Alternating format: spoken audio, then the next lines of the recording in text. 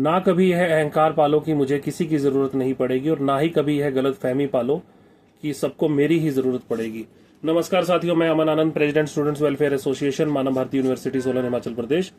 आज इस वीडियो के माध्यम से बहुत ही महत्वपूर्ण जानकारी आप लोगों के बीच में लेकर के आया हूं। जैसा लास्ट वीक मंडे को मैंने एक शॉर्ट वीडियो डाली थी आप लोगों की जानकारी के लिए कि मानव भारती के प्रकरण को हम लोग जो है माननीय सुप्रीम कोर्ट ऑफ इंडिया में ले जा चुके हैं। वहां पे काफी सीनियर एडवोकेट्स के साथ हमने डिस्कशन करी और सभी ने ये बोला कि जितने भी पैरामीटर्स को ड्राफ्ट किया गया है वेरिफिकेशन पर्पस के लिए, उन सभी को फुलफिल करने की रिस्पॉन्सिबिलिटी स्टूडेंट्स की नहीं है। और जो भी डाटा एक्सचेंज करना होता है इन the form of disclosure list, या जो भी डाटा मेंटेन करना होता है इन the form of green sheet, या कोई नंबर करेक्शंस की बात है, या कोई नेम करेक्शंस की बात है, रिजल्ट अपडेट की बात है, ये सारा का सारा यूनिवर्सिटी कंसर्न्स की बात होती है। और आपको माननीय हाई कोर्ट ऑफ हिमाचल प्रदेश से अगर कोई रिलैक्सेशन नहीं मिली है तो हम लोग जो है उनके द्वारा दिए गए ऑर्डर को चैलेंज करके एसएलपी के माध्यम से आप लोगों को रिलीफ दिलवाने की कोशिश करेंगे। जैसा हाल फिलहाल मैंने पिछली काफी वीडियोज में आप लोगों को इन्फॉर्मेशन दी है कि जिन स्टूडेंट्स को प्रॉब्लम आ रही है वो लोग या तो दो ऑप्शंस अवेल कर सकते हैं, या तो वो माननीय सुप्रीम कोर्ट ऑफ इंडिया में अपनी एसएलपी फाइल कर सकते हैं, या वो सिविल सूट्स को फाइल करके अपनी जेन्युइननेस प्रूव कर सकते हैं as per the directions given by the honourable high court of Himachal Pradesh. तो काफी स्टूडेंट्स हमें आए कि सर हमने सुप्रीम कोर्ट को अप्रोच करना है माननीय, तो हमने माननीय सुप्रीम कोर्ट में उनके केसेस को फाइल करवाया है। काफी स्टूडेंट्स आए, नियर अबाउट 37 प्लस स्टूडेंट्स आए, जिन्होंने बोला कि सर हमें सिविल सूट्स की प्रोसीडिंग्स में जाना है as per the directions given by the honourable high court of Himachal Pradesh. तो मोर देन 37 हम जो है अभी तक इसमें मानव भारती यूनिवर्सिटी के प्रकरण में सिविल सूट्स को फाइल करवा चुके हैं, जिसमें छात्र छात्राएं अपनी जेन्युइननेस को प्रूव करेंगे। देखिए साथियों, इसमें घबराने वाली बात नहीं है, किसी भी प्रकार से परेशान होने वाली बात नहीं है। हाल फिलहाल के प्रकरण में सभी छात्र छात्राएं घबराए हुए हैं कि हमें माननीय हाईकोर्ट से कोई भी जो है रिलीफ नहीं मिला। तो देखो, मैंने पिछली कई वीडियोस में बताया आप लोगों को कि अगर माननीय हाई कोर्ट ने ये नहीं बोला कि हम आपको रिलीफ दे रहे हैं, तो कहीं ना कहीं ये भी नहीं बोला कि आप लोग जो है स्टूडेंट जो है वो फेक है। सिंपली उन्होंने ये बोला कि आप लोग सिविल सूट्स जाकर फाइल करिए और सिविल प्रोसीडिंग में अपनी जेन्युइननेस प्रूफ कीजिए। और जिनकी जेन्युइननेस प्रूफ हो जाती है, जिनके अगेंस्ट कोई भी ग्रीवेंसेज नहीं होते हैं, तो यूनिवर्सिटी को डायरेक्शन दिया कि आप इनको डॉक्यूमेंट्स इशू कर दीजिए। बट हाँ, थोड़ा सा लेंथी प्रोसेस हो जाता है सिविल प्रोसीडिंग्स का, और कई छात्र छात्राएं जो कहते हैं कि हमें as soon as possible relief चाहिए या इमीडिएट रिलीफ चाहिए, तो उसके लिए अगर वो या कहीं ना कहीं माननीय हाई कोर्ट ऑफ हिमाचल प्रदेश के फैसले से वो सेटिस्फाइड नहीं है, तो देखिए सेकंड जो ऑप्शन उन पे बचता है या लास्ट ऑप्शन जिसको बोले वो एसएलपी ही बचती है। तो एसएलपी में भी जाने में कोई नुकसान नहीं है, और सिविल सूट तो जिन्होंने फाइल कर दिए हैं, जो करवा रहे हैं, उसमें भी कोई दिक्कत वाली बात नहीं है। देखिए साथियों, मैं बार बार आपको बताता हूँ, हाल फिलहाल मुझे उत्तराखंड से एक प्रकरण देखने को मिला। उत्तराखंड में 2017 के अंदर टीचर्स की वेरिफिकेशन का गठन किया गया एक एसआईटी का वेरिफिकेशन पर्पस के लिए। तो हाल फिलहाल मेरी नॉलेज में का मैटर आया कि एक टीचर था, वो 2014 से आई थिंक 2014 से 17 के बीच में उत्तराखंड गवर्नमेंट में प्राइमरी टीचर के पद पर जो था वो वहाँ पे वो अपनी जॉब कर रहा था। तो क्या हुआ कि जब उसका अभी एसआईटी गठित हुई कि पूरे उत्तराखंड के स्टूडेंट्स की टीचर्स की प्राइमरी या सेकेंडरी विंग के सबकी जो है डिग्रीज को वेरीफाई किया जाए, तो उस प्रकरण में उसकी डिग्री को वेरीफाई करवाया गया। उस प्रकरण में उसकी जो डिग्री थी उसको नॉन वेरीफाई कर दिया, तो इस पे उसको नोटिस इशू कर दिया गया। तो कई केसेस में इसमें जो ऑलरेडी वर्किंग है, कहीं ना कहीं उन्होंने डिग्री का बेनिफिट लिया है, तो उनके ऊपर एफआईआर तक रजिस्टर्ड हो रही है, क्योंकि उन्होंने फेक डिग्री का बेनिफिट लेकर के नौकरी ली है, ऐसा उनके डिपार्टमेंट्स का कहना है। परंतु इस वीडियो के माध्यम से मैं आप लोगों को एक जानकारी देना चाहता हूं कि सपोज करो कहीं बच्चे 6 के 6 पैरामीटर्स को भी फुलफिल करते हैं, बट डिपार्टमेंटल या जिसको हम कहते हैं इंस्टीट्यूशनल वेरिफिकेशन में 6 के 6 पैरामीटर्स को फुलफिल करने के बावजूद भी अगर उनका कहीं पे नेम मिसमैच है, कहीं पे रिजल्ट उनका अपडेट नहीं है, तो उनको भी जेन्युइनली वेरीफाई नहीं किया जा रहा है, क्योंकि उनका रिकॉर्ड वहां पर अवेलेबल नहीं है या मिसमैच है। तो इसका मतलब ये नहीं हो जाता कि वो बच्चे जो है वो नॉन जेन्युइन है। काफी सारी परिस्थितियां हैं, जैसा मैंने आपको बताया कि 2015 में इन्होंने एक डीडीआर लॉन्च करवाई थी। अकॉर्डिंग टू द डीडीआर इनका सारा का सारा प्रीवियस रिकॉर्ड जल गया था। तो ऐसी कंडीशन में अगर 2015 से पहले का इनका सारा रिकॉर्ड जल चुका है, तो हाउ इट इज पॉसिबल कि 2020 में एसआईटी ने वो रिकॉर्ड सीज किया होगा, और वही जो है कोर्ट की डायरेक्शंस के बाद, माननीय हाईकोर्ट के डायरेक्शंस के बाद, इन the form of certified copies वो रिकॉर्ड इन्होंने सप्लाई कर दिया होगा। रिकॉर्ड तो जल चुका, जब सीज ही नहीं हुआ, रिकॉर्ड जला हुआ, तो उस अवेलेबल रिकॉर्ड के हिसाब से आप कैसे वेरीफाई कर सकते हो। और सबसे बड़ी प्रॉब्लम इसमें ये आ रही थी कि इन्होंने जो इशू क्रिएट कर दिया कि डिस्क्लोजर लिस्ट में नाम होना चाहिए।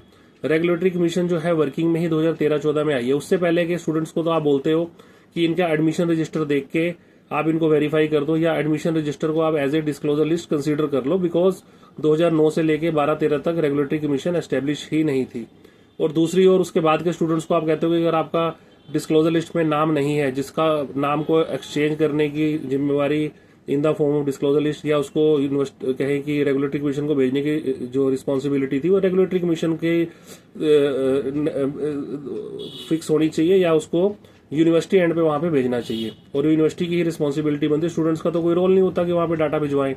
तो ये डिफरेंस कैसे आ रहा है, मतलब ये अपने पैरामीटर्स को खुद ही अपने फायदे के लिए एग्जाम्प्ट करते जा रहे हैं, क्योंकि जो 2009 से 13 तक की डिस्क्लोजर लिस्ट अवेलेबल नहीं, उनको तो आप एडमिशन रजिस्टर को as a disclosure list consider करने को बोल रहे हो। उसके बाद जिनका डिस्क्लोजर लिस्ट में नाम नहीं है, आप उनके एडमिशन रजिस्टर को तो कंसीडर ही नहीं कर रहे हो, सिंपली आप कहते जा रहे हो कि डिस्क्लोजर लिस्ट में नाम नहीं है। डिस्क्लोजर लिस्ट में नाम भेजना तो यूनिवर्सिटी की रिस्पॉन्सिबिलिटी थी, उसमें स्टूडेंट का तो कोई रोल नहीं था। तो ये सारे पॉइंट्स को हमने हाईलाइट करके, ब्रीफली हाईलाइट करके हमने जो है अपनी एसएलपी में डलवाया है, और बहुत जल्द बहुत ही अच्छी गुड न्यूज आप लोगों के बीच में हम लोग लेकर के आएंगे। अब काफी छात्रों का हमें मैसेज आता है कि सर आप पर्टिकुलर जो है वीडियोस नहीं बना रहे, बैक टू बैक वीडियोस नहीं बना रहे। तो देखिए, अभी वीडियोस बनाने का कोई संदर्भ नहीं है, जैसे कोई भी लेटेस्ट इन्फॉर्मेशन आती है हम लोग आप लोगों के साथ शेयर कर देते हैं। बार बार आप लोगों को बोला गया है कि जितने भी स्टूडेंट्स हैं वो सिविल सूट के माध्यम से या माननीय सुप्रीम कोर्ट के माध्यम से अपने केस को उठाएं, अपनी प्रॉब्लम्स को उठाएं, ताकि भविष्य में उनको कोई भी दिक्कत का सामना ना करना पड़े। मैं बार बार आप लोगों को इन्फॉर्मेशन दे रहा हूँ, बार बार आपको इंटीमेट कर रहा हूँ कि जो लोग अपनी कहीं ना कहीं पोस्ट के अंदर सेटल डाउन है, कहीं ना कहीं वो अपनी अपनी जॉब्स में सेटल डाउन है, अगर उन्हें लगता है कि हमारी प्रीवियसली वेरिफिकेशन हो चुकी है, डिपार्टमेंटल वेरिफिकेशन हो चुकी है, हमें तो वेरिफिकेशन करवाने की जरूरत ही नहीं है, तो कहीं ना कहीं आप लोग गलत हैं। क्योंकि यदि कोई विजिलेंस की इंक्वायरी होती है, कोई आपकी कंप्लेंट कर देता है, या कोई एसआईटी घटित होती है स्टेट लेवल पर, जिसमें कहा जाता है कि सभी टीचर्स का या कभी कंसर्न डिपार्टमेंट्स के बच्चों की या टीचर्स की या उस डिपार्टमेंट में काम करने वाले एम्प्लॉयज की रेगुलर वेरिफिकेशन करवाई जाए या दोबारा से वेरिफिकेशन करवाई जाए, उसमें अगर आपकी वेरिफिकेशन नेगेटिव आती है तो कहीं ना कहीं आपको भी समस्याओं का सामना करना पड़ सकता है। तो फिलहाल आप लोगों को इस वीडियो के माध्यम से यही संदेश देना था कि हम लोग जो है मानव भारती के प्रकरण को बहुत ही जोर शोर से और बहुत ही मजबूत तरीके से एसएलपी के माध्यम से माननीय सुप्रीम कोर्ट ऑफ इंडिया में ले जा चुके हैं। और जो छात्र छात्राएं सुप्रीम कोर्ट ऑफ इंडिया में हमारी माननीय में नहीं जा पा रहे हैं, तो वो लोग अपनी सिविल सूट्स फाइल करें as per the directions of the honourable high court of Himachal Pradesh, ताकि जल्द से जल्द उन्हें भी न्याय मिले। एटलीस्ट जब आपका मैटर सक्सीड हो जाता है तो आप कंपनसेशन के लिए भी एलिजिबल हो जाते हैं, क्योंकि जो आप लोगों का ये valuable time, precious time waste हो रहा है केसेस के अंदर, वेटिंग के अंदर, इसका भी हर्जाना आप लोगों को मिलेगा, एक एक चीज का हर्जाना मिलेगा। बट शर्त यह है कि आप टाइमली मैनर में अपने केसेस को फाइल कर दें। और जिन लोगों को कोई भी डाउट है कि मेरे डॉक्यूमेंट जेन्युइन है या फेक है, या अप्रूव लिस्ट में है या नहीं है, मैं पैरामीटर्स को फुलफिल करता हूँ कि नहीं करता हूँ, अपनी डॉक्यूमेंट्स की वेरिफिकेशन करवा ले। आप डायरेक्टली यूनिवर्सिटी में जाकर भी अपने डॉक्यूमेंट्स की वेरिफिकेशन करवा सकते हैं। कोई भी दिक्कत हो तो आप हमें कॉल कर सकते हैं, मैं अपना नंबर डिस्क्रिप्शन में दे दूंगा। आप लोग मुझे 929 कॉल कीजिए, बिना दिक्कत के, बिना समस्या के, किसी भी प्रकार की वेरिफिकेशन, किसी भी प्रकार के कोर्ट केस को करने के लिए आप मुझे संपर्क कर सकते हैं। बाकी जितने भी केसेस हैं, मोर देन 37 केसेस हम जो है सिविल सूट के माध्यम से फाइल करवा चुके हैं, और काफी सारे केस हम जो है एसएलपी के माध्यम से माननीय सुप्रीम कोर्ट ऑफ इंडिया में भी लेकर जा रहे हैं, जिसकी जानकारी पिछली वीडियो में मैंने आप लोगों को दे ही दी थी। ठीक है, तो इसमें किसी भी प्रकार से किसी भी छात्र को घबराने की जरूरत नहीं है। हाँ, बट प्रिक्योर रहने की जरूरत है, प्रिकॉशनली अपनी लाइफ के अंदर चलने की जरूरत है। कहीं आप लोग रिलैक्स होकर बैठे होंगे, नहीं हमारा तो क्या है, हम तो ऑलरेडी वेरिफिकेशन करवा चुके हैं, हमें यूनिवर्सिटी ने ही डिग्री दी थी, हमारी डिग्री यूनिवर्सिटी में जाकर ही हमने ली थी, या यूनिवर्सिटी से ही हमें बाय पोस्ट हमारी डिग्री आई थी। तो ये सब कंडीशंस देखो एप्लीकेबल नहीं है, क्योंकि बेसिकली स्टेट के जो एलिगेशंस है वो यूनिवर्सिटी के ऊपर ही है कि इन लोगों ने जो है फेक डिग्री जो है वो बांटी है। वो मैटर अभी अंडर ट्रायल है, बांटी है या नहीं बांटी है वो माननीय कोर्ट का जो भी डिसीजन आएगा वो देखने योग्य होगा। बट फिलहाल स्टेट का यही एलिगेशन है कि मोर देन 36,000 डिग्रीज जो है वो मानव भारती यूनिवर्सिटी के द्वारा बांटी गई है, उनके स्टाफ के द्वारा बांटी गई। ये एलिगेशन यूनिवर्सिटी के ऊपर ही लगे हुए हैं, तो ये कहीं ना कहीं ये चीज एप्लीकेबल नहीं होती है कि आप लोगों को यूनिवर्सिटी से ही डिग्री बाय पोस्ट आई है या आपने वहां जाके कलेक्ट की है या कैसे की है, वो डजेंट मैटर ये करता है कि जो आप बच्चे हैं उनका नाम अप्रूव लिस्ट में होना चाहिए, आप सारे के सारे पैरामीटर्स को फुलफिल करने चाहिए। और जैसा हाल फिलहाल देखने को मिला था, कई बच्चे ऐसे जिनके 6 के 6 सेमेस्टर्स भी, कहने का मतलब कि पूरा का पूरा प्रोफेशनल कोर्स भी under the supervision of administrator हुआ है, which is appointed by the government of Himachal Pradesh. उनका भी कहीं ना कहीं कभी किसी का सीट सक्सेस हो गई, किसी का डिस्क्लोजर लिस्ट में नाम नहीं था, तो उन लोगों को भी प्रॉब्लम फेस करनी पड़ रही है। तो जो एग्जिस्टिंग स्टूडेंट्स है पहले के, उनको तो काफी ज्यादा प्रॉब्लम फेस करनी पड़ सकती है। तो इस चीज को आप लोग लाइटली मत लीजिए, अपनी लाइफ के साथ मत आप लोग प्ले कीजिए।